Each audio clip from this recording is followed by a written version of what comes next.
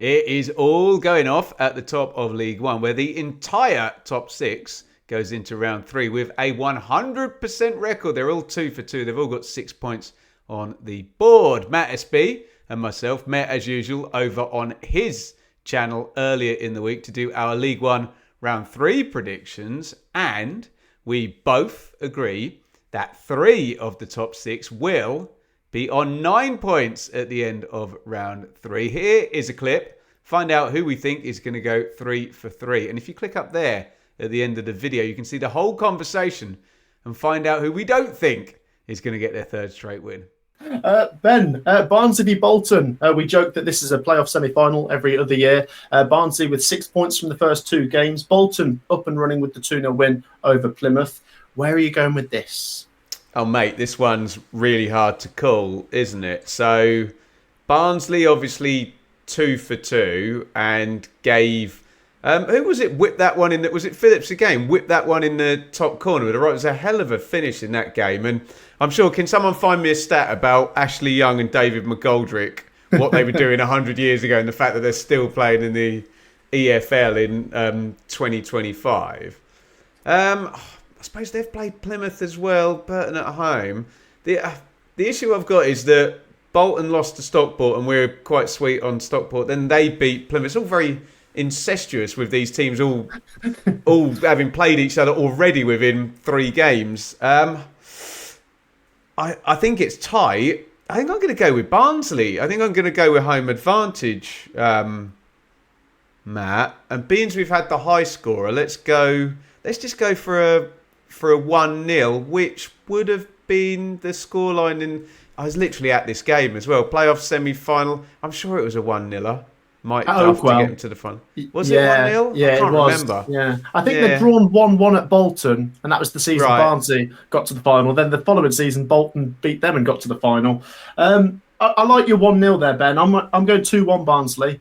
Okay. I fancy Barnsley. I do quite like both teams to score in this one, with Barnsley being quite open. But Keeler Dunn probably going to pop up with another goal and maybe McGoldrick another late goal. Difficult, as you say, to read into the points so far because Bolton have had 2 very difficult games. So Agreed. And this is another difficult one. But yeah, I think home advantage is literally just tipping it for me. So I've got Barnsley 2-1 and you had Barnsley 1-0. So that'd be 3 wins out of 3 for the Tykes. Ben, can it be 3 wins out of 3 for Huddersfield Town? They go away to Blackpool.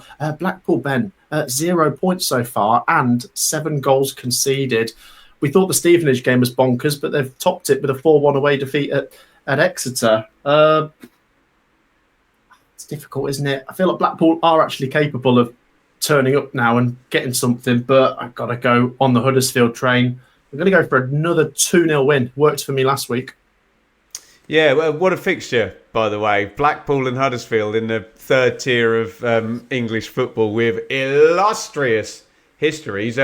Lee Grant appears at the moment to be a football genius, doesn't he? We're wondering what sort of a manager he'd be on the basis he's won 2 games and not conceded a goal yet. So, as much as people think it doesn't exist, I've got to go with the hot hand, same as you then, haven't I?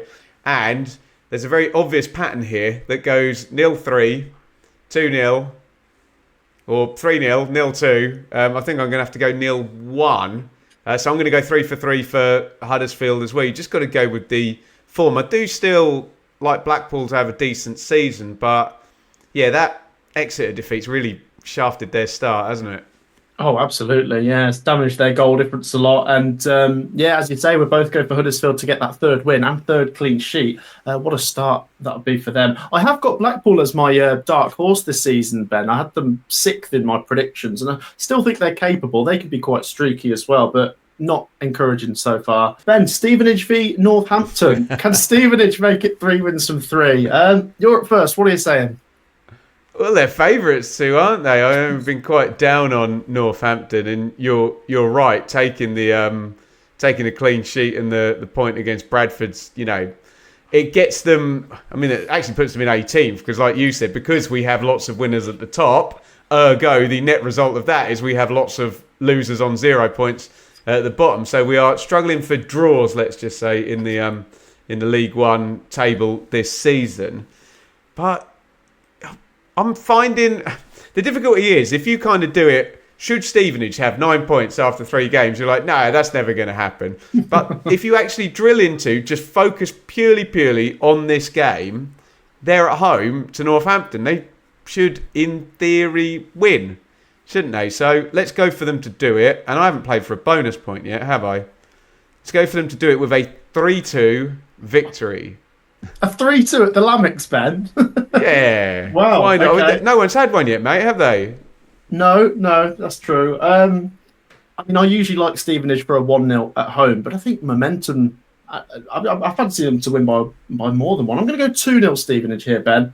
I know they had that bonkers 3-2 away win at Blackpool, but it sort of calmed back down to Stevenage levels with the 1-0 win against Rotherham last week. And I think, clean sheets, they're always solid at the Lamex. And I know they were never really much in the playoff discussion last season, Ben, but Stevenage, I always had sort of one eye on, as they were always about 8 or 9 points away. And if they just go on a good run, or for example here, have a good start to the season, then who knows? Imagine them in the playoffs coming up to the Championship. So there you go. We both got Stevenage to make it 3 wins from 3.